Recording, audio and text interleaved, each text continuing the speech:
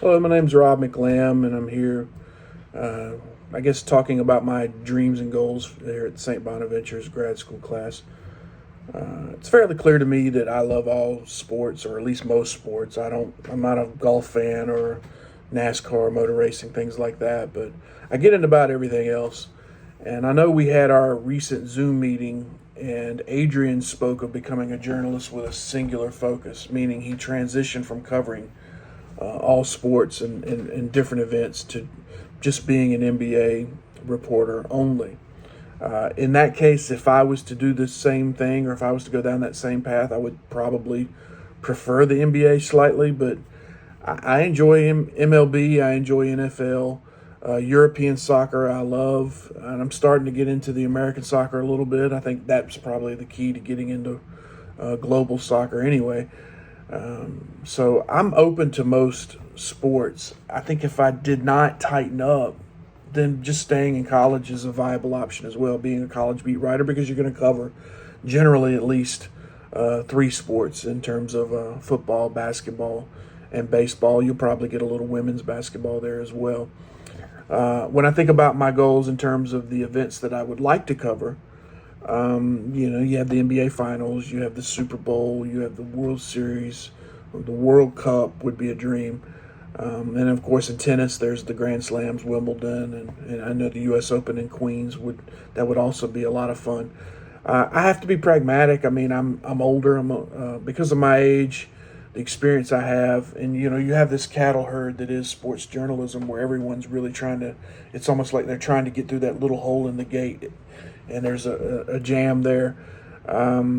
There's thousands trying to get through, and you have to try to find ways to create separation to be the one that gets picked, because there's so many people that can do it, and they're talented, and it's just really hard to get through there.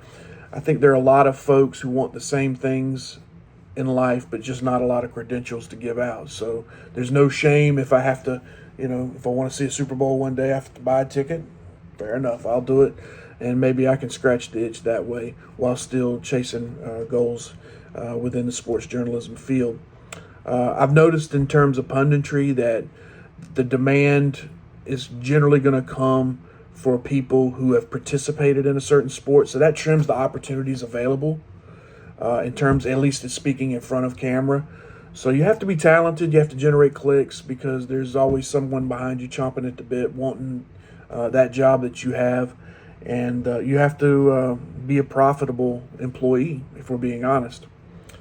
I think ultimately I would be happy just to settle on being a beat writer who gets some exposure in front of the camera, and maybe someone who's written a book or two. I think in theory you could say I have several of my goals already have been met by covering NC State for the past dozen or so years.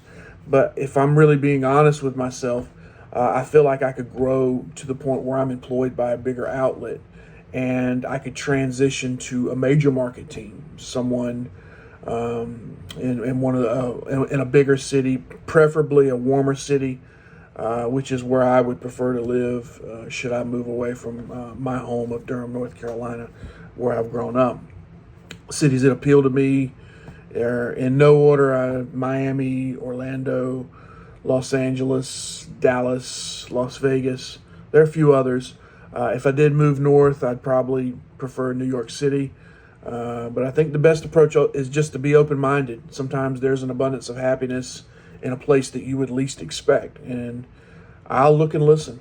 And hopefully, like the feather in the wind of a Forrest Gump movie, you end up where you're supposed to be. The wind blows you where you're supposed to go. So I'll be open to opportunities.